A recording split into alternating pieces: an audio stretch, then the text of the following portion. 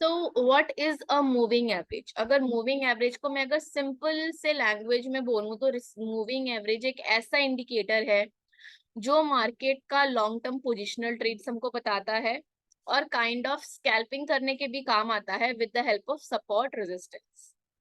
This is a best indicator for support and resistance.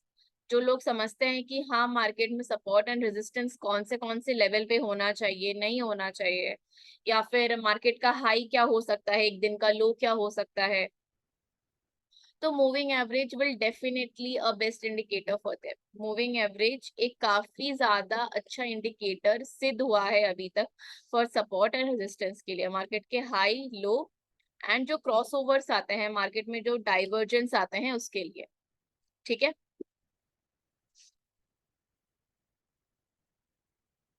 What is a moving average? And about a moving average. Most chart pattern shows a lot of variations in the price movement, which makes it difficult for a trader to get an idea of security of overall trend. Market का trend क्या है, trend क्या नहीं चल रहा है, अभी क्या trend होगा नहीं होगा. This is also act as a trend confirmation indicator.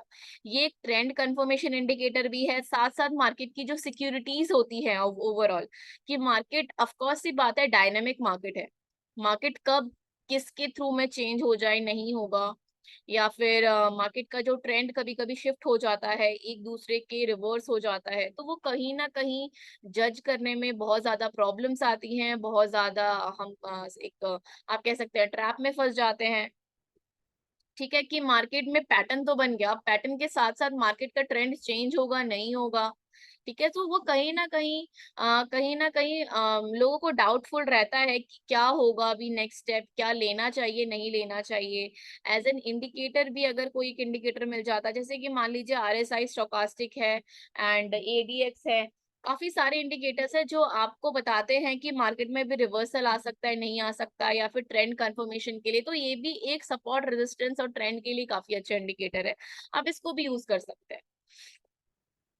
अगर कोई चाहता है कि प्राइस पैटर्न के साथ मिलकर जो step by step price pattern के साथ मिलकर आप लोगों को बताएगा, तो इससे अच्छा इंडिकेटर अभी तक नहीं मैं बोल सकती कि नहीं है।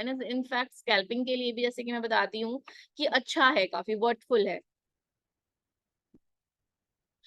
So basically, so in that case, moving average is very helpful indicator for them. Moving average is the average price of the security overall the set amount of period of time. मतलब एक amount of period of time में, ठीक है, कितना price fluctuate हो सकता है, वो भी ये किसी भी हद तक बता देता है। फॉर काइंड ऑफ एग्जांपल, अगर मार्केट में 5 मिनट का आप चार्ट देख रहे हो, तो उसके अकॉर्डिंग एवरेज प्राइस कितना फ्लक्चुएट जा सकता है मार्केट में, कितना हाई जा सकता है, कितना लो जा सकता है, वो आपको ये से पता चल सकता है।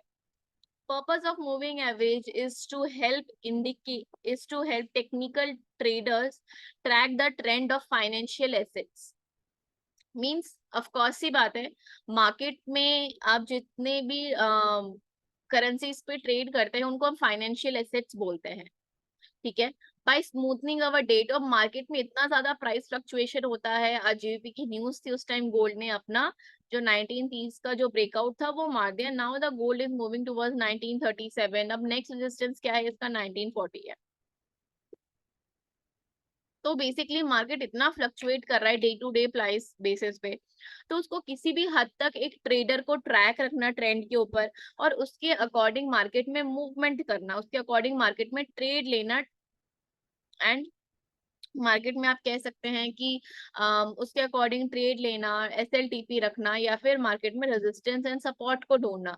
तो इन सब का जो समराइजेशन रहता है, जो इन सब की क्यूमुलेटिव चीज होती है, वो आपको मूविंग एवरेज से देखने के लिए मिल जाती है। बस जरूरी नहीं है कि मूविंग एवरेज हर एक मार्केट में अच्छा काम करता है।